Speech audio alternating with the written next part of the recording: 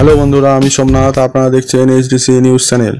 আজকের যে লেটেস্ট নিউজটি নিয়ে আপনাদের সামনে উপস্থিত হলাম তা হলো, আপনারা জানেন যে এখন সমগ্র পশ্চিমবঙ্গ জুড়ে উচ্চ মাধ্যমিক পরীক্ষা হয়ে চলেছে।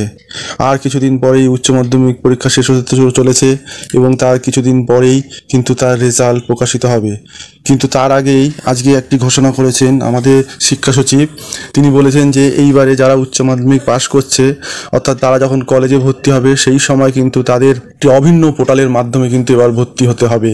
অর্থাৎ গতবারেই কিন্তু এটা চেষ্টা করা হয়েছিল, কিন্তু তা হলেও সেটি শেষ মুহূর্তে হওয়ায় সেই সময় আর এই পোর্টালটি কার্যকরী করা হয়নি। কিন্তু এই বছরেই কিন্তু অভিন্ন পোর্টালের মাধ্যমে কিন্তু সমস্ত স্নাতকে ভর্তি করা হবে। কি সেই নিউজ, সেই সম্বন্ধেই আজকে আপনাদের সঙ্গে কিছু আলোচনা করব। এরকম লেটেস্ট ভিডিওটি পেতে হলে অবশ্যই আমাদের চ্যানেলটিকে লাইক, সাবস্ক্রাইব এবং বন্ধুদের সঙ্গে শেয়ার করবেন। তো চলুন সেই নিউজেই আপনাদের নিয়ে যাচ্ছি। আপনারা জানেন যে শিক্ষামন্ত্রী ব্রাত্য বসু আগেই জানিয়ে দিয়েছিলেন যে রাজ্যের সব কলেজের স্নাতক স্তরে পড়ুয়া ভর্তির জন্য অভিন্ন পোর্টালে বছর থেকেই চালু করার বিষয়ে তিনি আশাবাদী। শনিবার শিক্ষা সচিব মনীষ জৈন জানিয়ে দিলেন, নতুন শিক্ষাবর্ষে কলেজগুলিতে স্নাতক স্তরে পড়ুয়া ভর্তির জন্য অভিন্ন পোর্টাল কিন্তু চালু হতে চলেছে। এর জন্য প্রয়োজনীয় প্রস্তুতির কাজও কিন্তু চলছে। এদিন শহরে একটি 5 তারা হোটেলে হয়ে গেল ইন্টার্নশিপের মাধ্যমে শিক্ষাক্ষেত্রের সঙ্গে শিল্পের সংযোগের উপর সিম্পোজিয়াম।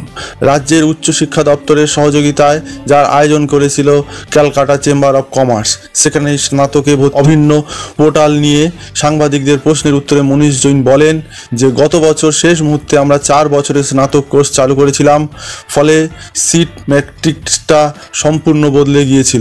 তাই আমরা ভেবেছিলাম শেষ মুহূর্তে না করে আমরা ভালো করে তৈরি করে পরের বছর শিক্ষাবর্ষ থেকেই তা চালু করব। সিম্পোজিয়ামে নিজের বক্তব্যে ইন্টার্নশিপের প্রয়োজনীয়তা ও গুরুত্বের উপর জোর দিয়েছেন শিক্ষা সচিব। প্রসঙ্গত, গত বছরে অভিন্ন পোর্টালের মাধ্যমে রাজ্যের সব কলেজের স্নাতক স্তরে পড়ুয়া ভর্তির জন্য প্রস্তুতি নিয়েছিল উচ্চশিক্ষা দপ্তর। এই সিদ্ধান্তে অনুমোদন দিয়েছে রাজ্যের মন্ত্রিসভাও।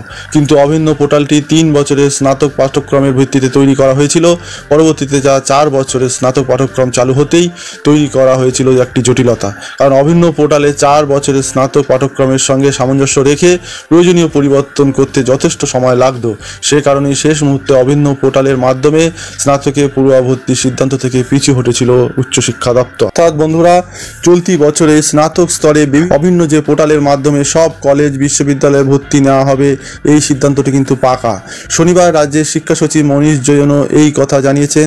তার বক্তব্য, গত বছরই 4 বছরের স্নাতক কোর্স চালু করা হয়েছে, তাই সব কিছু তৈরি, শুধু আসন বিষয়টি সামান্য বদলে নিলেই তা সম্পন্ন হবে। প্রসঙ্গত, গত বছরের শেষ মুহূর্তে অভিন্ন পোর্টাল মারফত ভর্তির বিষয়টি বাতিল করা হয়েছিল। অর্থাৎ এই বছরে কিন্তু অভিন্ন পোর্টালটি চালু হতে চলেছে। এই কথাটাই কিন্তু সরকার থেকে গত বছরই কিন্তু শিক্ষামন্ত্রী বলেছে, কিন্তু এই বছরে কিন্তু আমাদের শিক্ষা সচিবও কিন্তু জানিয়ে দিলেন যে এই বছর সমগ্র যে কলেজ আছে, সেই যে কোনো কলেজে থেকেই আপনি ফর্ম ফিল আপ করুন না কেন, তিনি একটি পোর্টালের মাধ্যমে কিন্তু তার নিয়োগ হবে। অর্থাৎ এই নিয়োগে কিন্তু অনেক স্বচ্ছতা আসবে বলে অনেকে আশা করছে।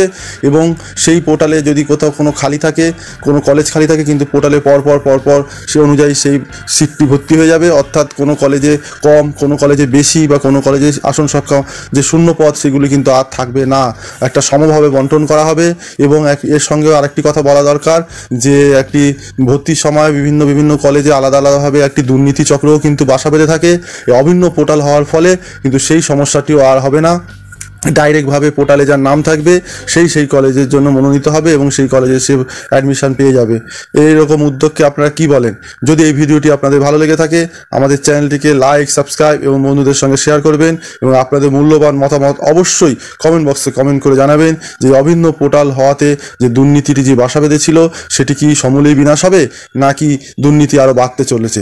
আপনারা যা বলবেন, আপনাদের মতামত অবশ্যই কমেন্ট বক্সে কমেন্ট করে জানাবেন। সবাই ভালো থাকবেন, ধন্যবাদ।